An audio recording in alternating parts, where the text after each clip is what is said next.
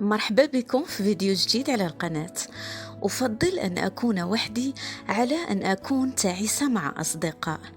وعدم وجود الأصدقاء ليس جريمة، لكنه في نهاية الأمر يعني مشاكل أقل. من اللي كنت معنو في هذه المقولة لفنانة البوب الشهيرة ويتني يوستون، كنقدروا نعرفوا مدى صعوبة الحياة، وأنه الحياة ما كتقدمش دائما للإنسان داكشي اللي كيتمناه.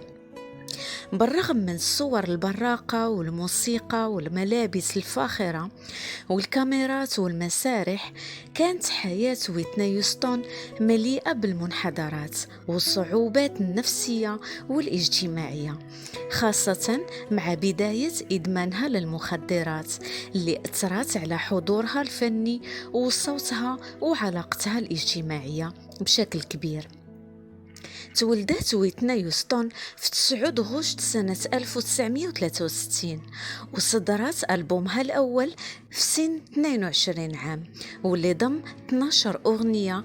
تصدرت أغنية كيف أعرف الترتيب الأول في قنوات الأغاني الأمريكية، لتصبح يوستون أول مغنية من أصل إفريقي كتحصل على هذا الترتيب.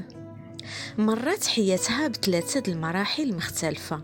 الأولى بدايات الغناء في سن المراهقة، وكانت كتغني أغنيات دينية أو مقاطع من الإنجيل وأغنيات مطربيها المفضلين، وكان بالفعل صوتها قوي وزوين، ولكن كانت بحاجة للتمارين المكثفة.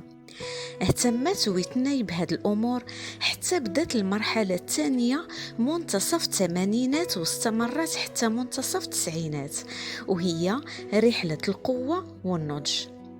هذه المرحلة بالفعل شكلت صورتها عند محبيها، وتشهرت بالامتدادات الصوتية الواسعة والقوية، مما جعل الجمهور يتعلق بموسيقاها، بالإضافة للكاريزما الشخصية اللي شكلت في الأخير أيقونة موسيقى البوب الأمريكية الإفريقية.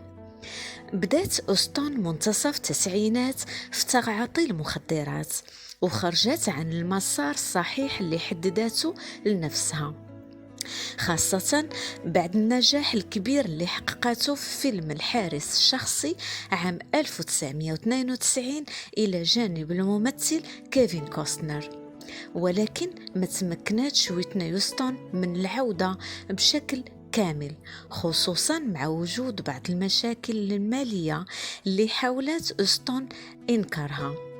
توفت النجمة في عمر 48 سنة بفندق بيفرلي هيلتون بعد حفل كبير لها، وكانت في الأيام اللي سبقت وفاتها كتبان عليها المعاناة من أمراض القلب والإدمان اللي قضى على حياتها ومسيرتها الفنية الكبيرة.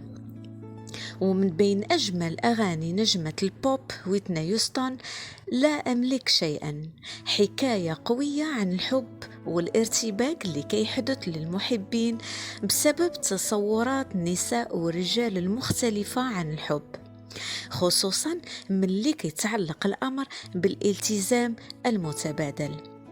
أغنية أنا أتطلع إليك حكت فيها ويتني عن مشاعرها المؤلمة اللي كتمر بها وشعورها بالضياع. أغنية أنا كل امرأة كتكلم الأغنية عن امرأة قوية كتهتم بشريكها وكتدعمه بكل الطرق.